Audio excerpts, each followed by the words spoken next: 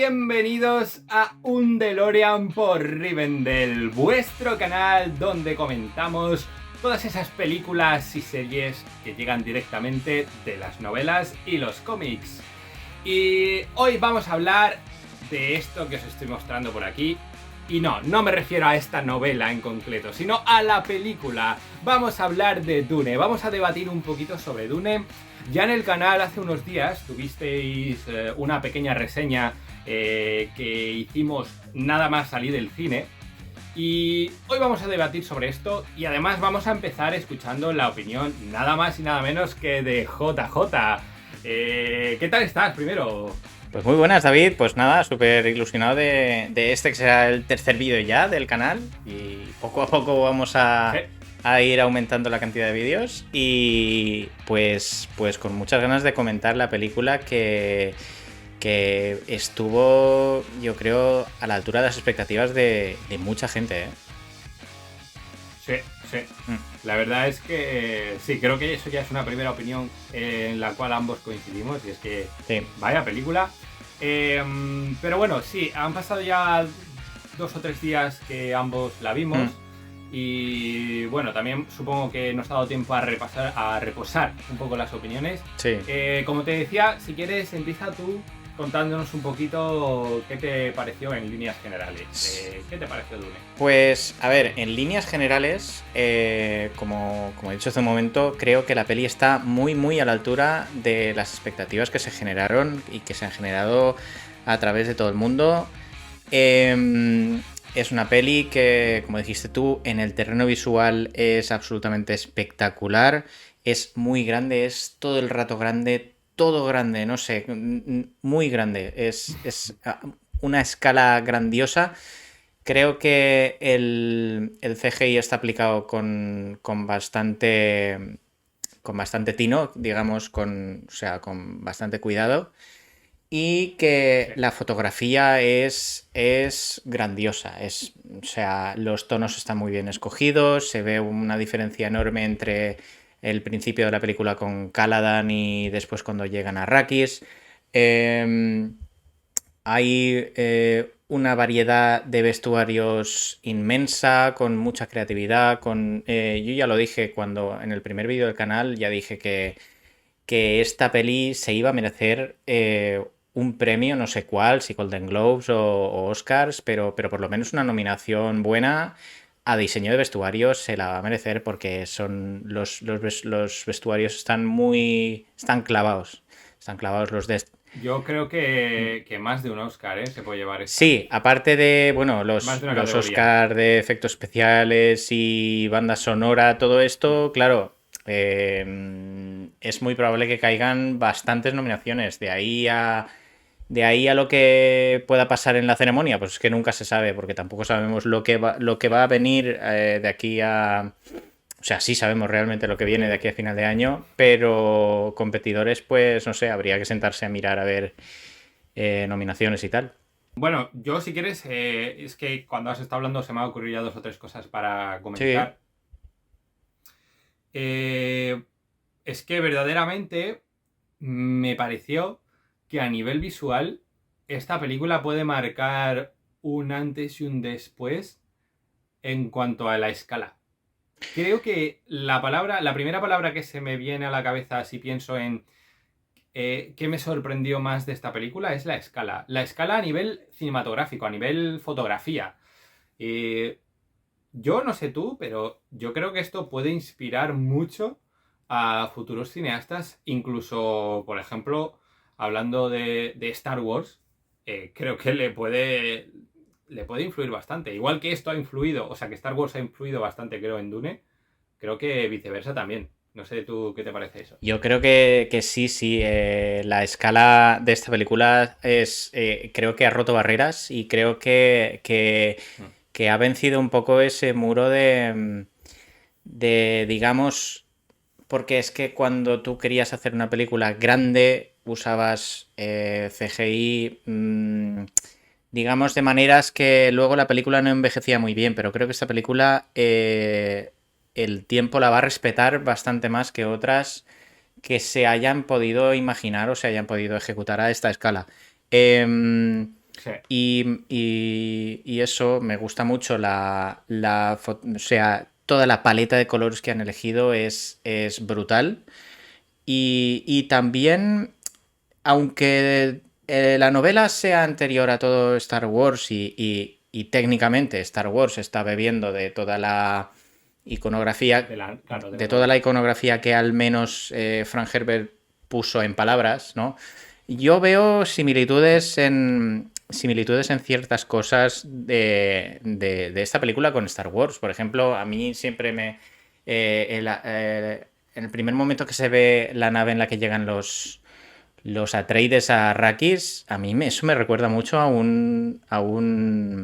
no sé el nombre en castellano, un Sandcrawler de los, Ah, cierto. de los estos, De los Jaguars, ¿no? de los Jaguars. Tiene esas formas tan angulosas, ese color y esa escala, bueno, aunque en la película sea más grande realmente que un Sandcrawler, Sí. sí tiene una estética similar, ¿no? Y es que al final hay que mirar aunque Villeneuve le dijo a su equipo que empezaran a hacer concepts y empezaran a hacer cosas sin fijarse en ninguna otra franquicia, al final es inevitable que algunas cosas te recuerden a cosas. Claro, claro. Y, Es normal. y me gustó también ver el estilo de Villeneuve. A ver, no he visto todas sus películas, pero sí que una de las películas de Villeneuve es una de mis favoritas de toda la vida, que no... Esta película no es de todo el mundillo friki que nosotros solemos tratar, pero es La Llegada, no sé si la conoces. Es una peli que... No, Pues no la he una peli visto. buenísima, póntela luego. Es una, es Tomo una, nota. es una peli en la que unos alienígenas llegan a la Tierra y, y digamos que la película se centra en la barrera del idioma, ¿no? Entre los alienígenas y las personas y cómo la humanidad salva esa barrera o la intenta salvar Ujú. y, y mucha de la estética de algunos planos yo creo que es totalmente Villeneuve porque hay algunos planos que recuerdan mucho a esta película. Por ejemplo, la llegada del heraldo del emperador a Caladan con esta Sí, parafernalia que hacen para ratificar un poco el nombramiento del emperador, el estado. el nombramiento del duque, pues pues eso, eh, como mandatario de Arrakis, pues toda esa escena con la nave y cómo aterriza y todo me recuerda mucho a esa película. Y está muy bien, porque es una película que visualmente funcionó muy bien y vamos, ellos lo saben. Yo por terminar un poco de hablar del aspecto visual, Sí, seguro que recuerdas que te dije que había una cosa que viendo los trailers me había preocupado en un sí. principio, esto te lo Mm, comenté, que era el hecho de que cuando intentan ofrecer una película de ciencia ficción, fantasía, etcétera, con un tono más serio, suelen utilizar filtros o paletas de colores en general, mm. etcétera, más oscuros, como es verdad que obviamente eso acompaña muy bien a la escena que sea, el que no haya tanto colorido, que todo sea más apagado, más centrado, digamos, de alguna manera en lo que narrativamente estás viendo. Aunque también a mí, por ejemplo, personalmente eso en alguna ocasión, en alguna película que intenta imitar o que intenta transmitir este tipo de sensaciones, me ha parecido que puede llegar a ser también un recurso un poco barato, por decirlo de una manera así sencilla, ¿no? Es decir, queremos transmitir este tono, pues vamos directamente a recurrir a lo primero que se te ocurre, digamos, ¿no? Que es prescindir de colores más vistosos, etcétera, etcétera.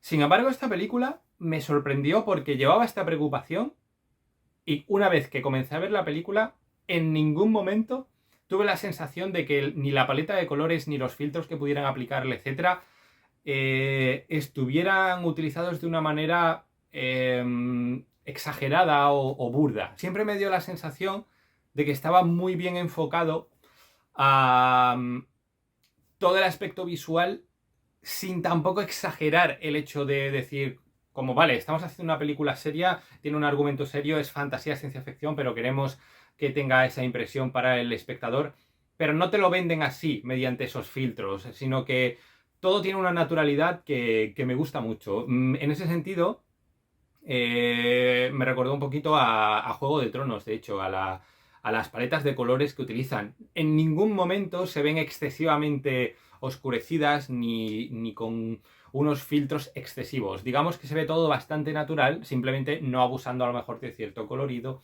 etcétera, pero de una manera bastante correcta. Pero Juego de Tronos tiene una cosa y es que, por ejemplo, había personajes que se les destacaba mucho, estuvieran donde estuvieran. Daenerys, por ejemplo, Sí, daba igual que estuviera en Rocadragón, daba igual que estuviera en donde fuera que estuviera, que se la resaltaba mucho, ¿no? Pero sí que es verdad que la paleta de color, o sea, los filtros que se le aplican a las imágenes en postproducción cambian mucho, depende de la región y en la que estés. Y eso es una cosa sí. que se ha hecho en Hollywood siempre.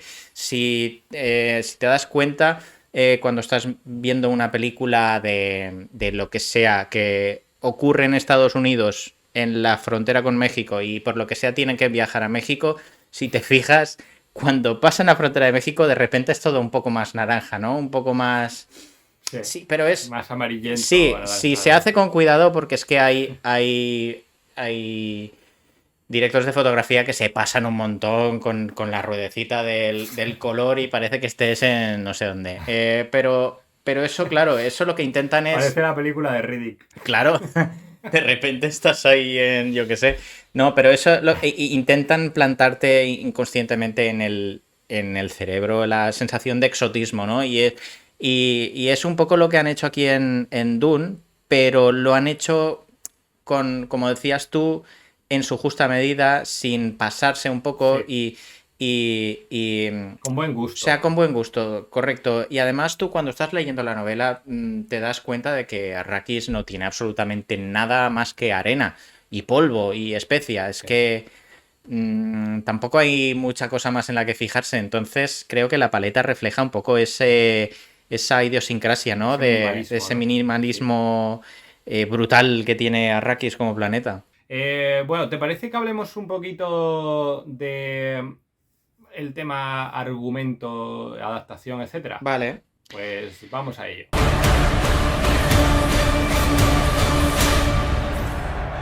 Bueno, Jesús, aquí te quería preguntar en un principio, ¿qué piensas tú del tema adaptación de novela a esta película? ¿Qué te ha parecido? A ver, la adaptación en sí es una adaptación que funciona muy bien, pero yo creo que, a ver, por decir algo, tiene algún que otro problema. El problema que yo le veo principal es que hay una parte digamos, de la novela que se han dejado fuera completamente y que a mí me resulta fascinante, que es toda la parte en la que explican eh, los, la razón de ser de los Mentat, ¿no? Porque en la Ujú. película casi la única referencia que tienes a ese tipo de figura es cuando Leto le pregunta a Tufir Hawat, que es su Mentat, le pregunta ¿cuánto costará esto? Y él pone los ojos en blanco y de repente dice pues no sé cuántos millones de... Como que... Sí, Y tú entiendes, vale, lo ha calculado de cabeza, tiene algún poder especial, pero claro, la razón de no ser de lo todo explican eso más. no lo explican nada y, y me da lástima porque es una cosa muy interesante y creo que se han explayado por ejemplo, algunas ensoñaciones que tiene Paul, Sí. que creo que podían haber equilibrado un poco los tiempos con esto, porque, por ejemplo, Peter de Vries, que también es el mentat del Barón Harkonnen, eh, digamos que en la novela se le ve más, ¿no? Y aquí pues es simplemente un mayordomo cualquiera que no tiene Ya. ningún protagonismo, ¿no? Yo entiendo que como guionista que tienes que hacer una adaptación, adaptar esto es un marrón, la verdad. Y tienes que cortar por Esto algún es un poco sitio. inadaptable casi. Yo diría que es un poco inadaptable. Mira, no, te digo una cosa. Yo creo que esto quedaría perfecto en una serie. Sí. ¿Sabes? Te Claro, tienes tomas. el problema del presupuesto y la escala. en la serie. Claro, claro, sí, pero bueno, si es una serie para que consigues mucho dinero, es que al final... mm, la verdad es que el formato es diferente, pero creo que para hacer justicia totalmente a una adaptación, yo creo que... o sea, para hacer justicia totalmente a esta novela, yo creo que en tema de historia, una temporada de una serie o dos temporadas, incluso para el primer libro, hubieran venido muy bien. Tú imagínate ahora, Canción de Hielo y Fuego, una película por libro. Película. Es que tendrías en la mano un producto totalmente diferente y a lo mejor mucho menos interesante, creo yo, ¿eh? A ver, no es el. La historia no es lo mismo tampoco, porque al final también en Juego de Tronos tienes la cuestión de que son muchas historias, ¿no? Cada personaje tiene un punto de vista en las novelas, con lo cual, quieras o no, necesitas crear todos esos puntos de vista y encima cada personaje tiene detrás su elenco de personajes, cada lugar. Y aquí la historia es un pelín más lineal, con lo cual, Hmm. o sea, compararlo con Juego de Tronos en este sentido me parece a lo mejor un poco excesivo, pero sí que entiendo lo que quieres decir. No es una novela corta, aún así es verdad que han adaptado solo, digamos, la mitad de la novela, pero sí que es cierto, y en esto te doy totalmente la razón, que muchos de los elementos que caracterizan en sí y que diferencian a Dune de otras historias de ciencia ficción no los han explotado tanto en la película. Pero bueno, no sé si a lo mejor no sé si todavía está decidido si va a hacer una entrega más o dos. Si a lo mejor decide ir por trilogía, a lo mejor sí que le da tiempo a expandir un poquito más Mm, todas esas curiosidades que tiene la historia. lo que queda de novela se puede hacer en una película más. Lo que Sí, sí he leído yo por ahí, que no recuerdo la fuente, es que se estarían incluso planteando hacer una tercera película que adaptara esta novela, que es El Mesías de Dune. el desierto eh, que es la segunda parte, pero claro, eso ya va a depender un poco del éxito, etcétera, claro. de cómo funcione la segunda parte de Dune. Si la hacen, que estoy casi seguro que la van a hacer porque ya lo está petando sin haber salido en Estados Unidos aún. Sí. Y creo que, o sea, si ya lo tenían bastante claro antes de estrenar, creo que con la recepción del público y la crítica, vamos, yo me apostaría dinero a que va a salir la segunda parte seguro. Hablando del tema de la adaptación, es obvio que la novela es compleja. Es compleja de Sí. adaptar sobre todo al medio cinematográfico. Es una novela además que tiene un ritmo pausado y la película creo que hace bastante buen trabajo en ese sentido. Es decir, se hace una película muy amena para ser una historia que tiene un ritmo pausado. Creo que lo hace aprovechando, como ya hemos comentado antes, algunas de sus grandes virtudes, como es todo el aspecto visual. Es decir, tienes una historia que vas a desarrollar de una manera un poco más lenta, sobre todo comparado con el ritmo de algunas superproducciones de hoy en día. Eh, y para compensarlo de alguna manera lo haces mediante unos efectos visuales y una fotografía que es colosal. Mm. Y en eso creo que la película lo hace muy bien, muy muy bien. Para mí solo tuvo, ya lo comenté en la reseña, tuvo una parte que es el final donde después, bueno, aquí hablamos con spoilers obviamente, después de la muerte de Leto, Mm. sí que creo que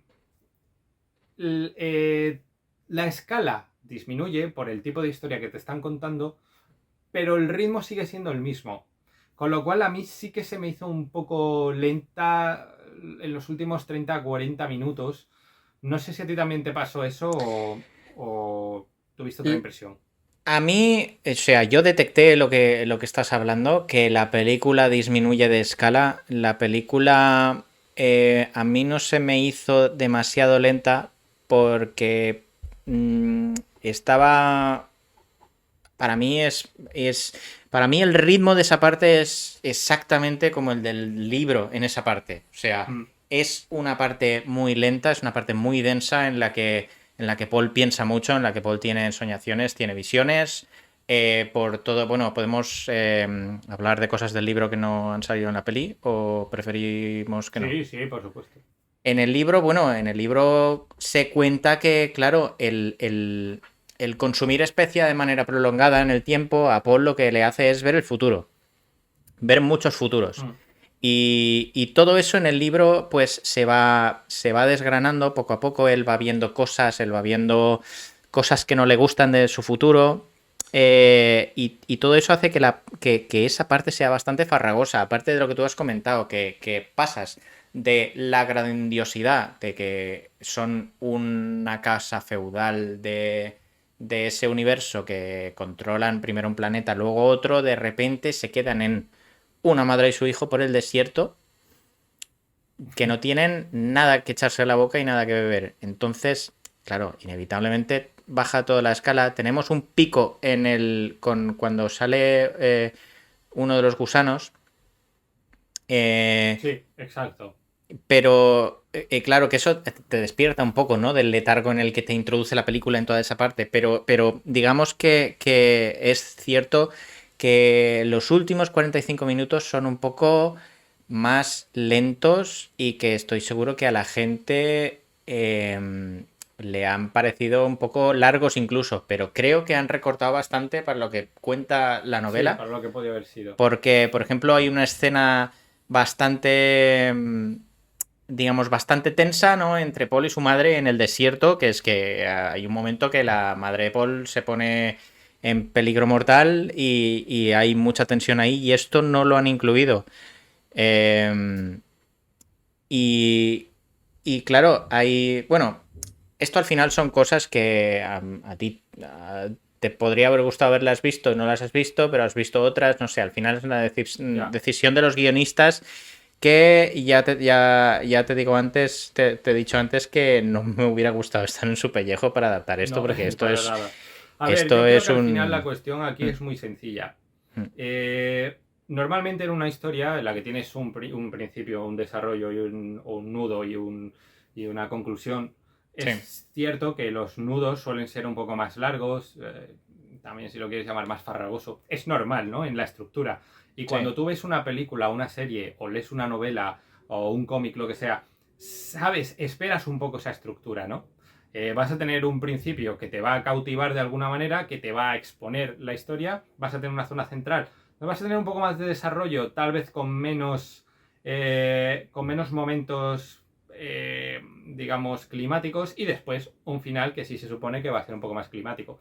Tal sí, vez lo que a mí me haya chocado de esto es que el corte está hecho en la parte del nudo. O sea, la película acaba cuando estás en el nudo de la historia. Con lo cual, digamos que la historia ha crecido durante un sí, momento, ha terminado de presentar o sea, el principio de la historia con la muerte de Leto, y ahora que comienza, digamos, la parte central de la novela, mm, haces el corte de la película.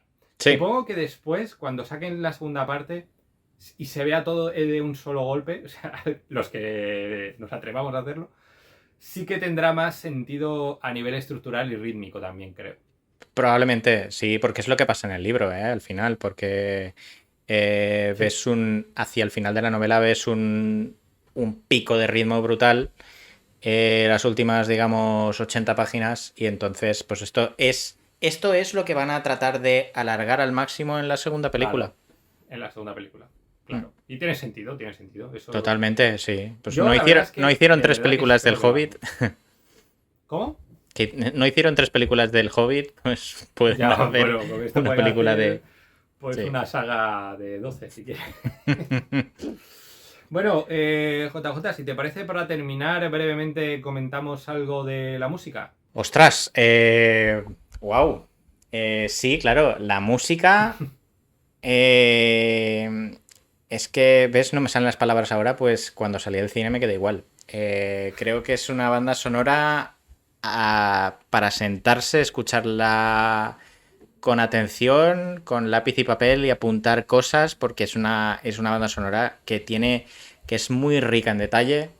Sí, Eh, funciona de manera parecida a la banda sonora de Interstellar, del mismo Hans sí, Zimmer, con Sin estos duda. muros de sonido que creaba él con el órgano y con capas y capas y capas de sonido, creo que funciona de manera parecida aquí porque yo creo que Hans Zimmer, cuando viera un poco de qué palo iba a ir la fotografía, yo creo que él pensó a ver, si tenemos una fotografía abrumadora, necesitamos una música que esté a la altura y que abrume de la Sí. misma manera. Y creo que le hace muy buen servicio a la fotografía esta música que ha compuesto Hans Zimmer y su equipo, que es brutal, que hay ratos, bueno, yo en la sala de cine en la que lo vi tenían el volumen muy fuerte, demasiado fuerte para mi gusto, y habían Sí. ratos que te vibraba el culo, literal, ¿eh? O sea que Hans Zimmer ha hecho Pero muy buen trabajo. esto ha sido un problema, bueno, problema, sí, un problema de varias películas que he visto últimamente que han querido enfatizar la banda sonora hasta el punto de que llega a ser un poco molesto en ese sentido. Me pasó con Tenet, banda sonora de Ludwig Göransson, que en ocasiones era excesivo. Me pasó con Interstellar en el cine, también lo recuerdo, una de mis bandas sonoras favoritas, y que había momentos que era tan fuerte que te dolía un poco los oídos. Y me pasó también un poco con esta banda sonora. Pero sí que te diría que Hans Zimmer a día de hoy Mm.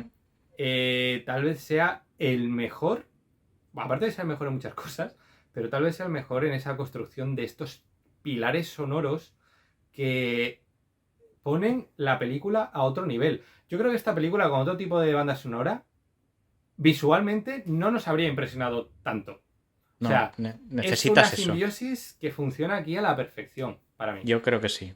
Necesitas eso, necesitas una música que te transporte también inconscientemente a ese mundo.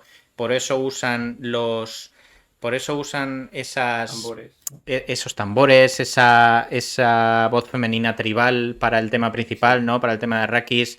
Por eso usan, por ejemplo, ese coro de mujeres susurrando cuando llegan las Bene Gesserit a sí, ver a sí, sí. Jessica y es todo muy simbólico, pero a la vez tiene mucha potencia.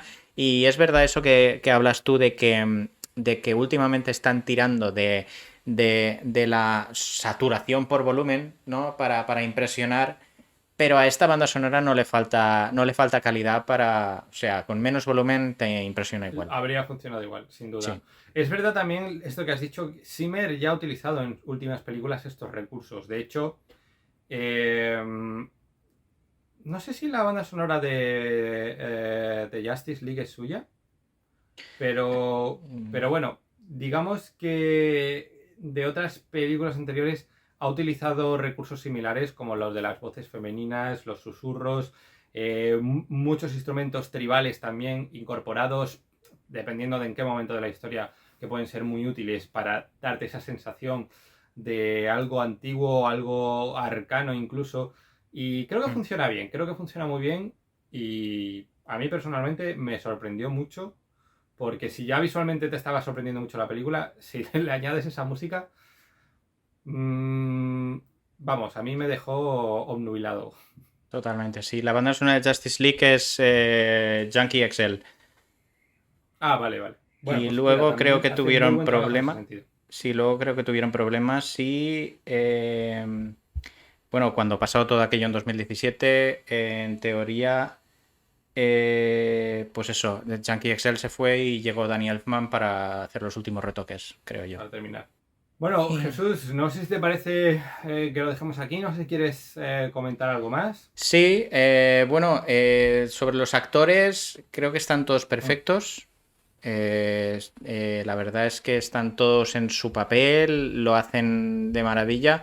Lo único que me da un poco de lástima es que en la sección que se ha adaptado de la novela, Sí.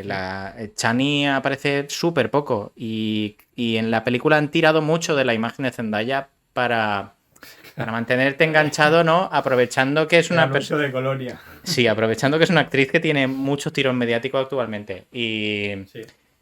Pero bueno. Es verdad que le resta un poquito de de punto climático cuando aparece. Exacto, es que Porque yo pienso es lo como mismo. que la has visto ya demasiadas veces. Se la podrían haber Ya guardado un poco te más, sorprende. pero es que he soñado con una chica y la vuelven a sacar y la vuelven a sacar, que sí, que ya sabemos que está en la película, pero no sé. Pero bueno, Sí, bien. eso es cierto. Si quieres, damos una puntuación final. Yo le pondría un 8,5 a la película. Por todo lo que hemos hablado, me parece que la imagen es de 10. Tiene algunas cosas de la adaptación que pues me hubiera gustado que lo hubieran hecho de otra manera, pero es una película muy, muy, muy buena. Yo incluso le voy a dar un poco más. Yo le voy a dar el sobresaliente, le voy a dar el 9. Bien. Creo que lo que ha conseguido a nivel visual va a ser referencia en un futuro y creo que cuando una película consigue eso, Mm. o sea que todavía no sabemos si, pero vamos, estoy seguro que va a inspirar mucho, se merece tener el sobresaliente. Totalmente. Así que, bueno, este ha sido nuestro pequeño debate y nuestra reseña un poco más extensa ahora sí de Dune. JJ, muchas gracias por haber estado aquí. Por favor, muchas gracias a ti también, David. Dejadnos en los comentarios qué os ha parecido la película. Exacto, y si queréis, bueno, vamos interactuando. Comentarios del vídeo. En los comentarios nos dejáis qué pensáis vosotros. Tenemos muchas ganas de saber qué os ha parecido la película. Un gran like, por supuesto, para este vídeo. Suscribiros al canal porque vamos a estar hablando de muchas más series y películas que nos van a llegar en las próximas semanas, meses y de aquí en adelante. Y recordad, A donde vamos no necesitamos carreteras.